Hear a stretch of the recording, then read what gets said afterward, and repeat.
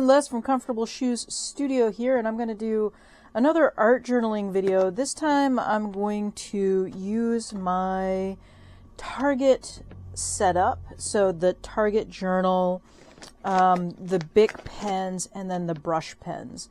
So I'm going to do a little combination, a little journaling with it. I'm going to do a sketch of this dude from Earth's World Instagram account, and from there we can talk a little bit about the materials that I'm using. Let me get this all open. Probably should have done that in advance. So I've been doing this daily drawing challenge where I draw a portrait, basically a portrait a day. And that's been going really well for me. It's been a good challenge to work on. A bunch of crap in here. I did tape up. These pages are perforated, which is something that I'm not hugely a fan of.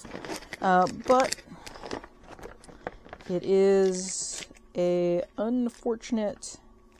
Alright, we'll do some ballpoint pen and the brush pens. So just trying to separate those out.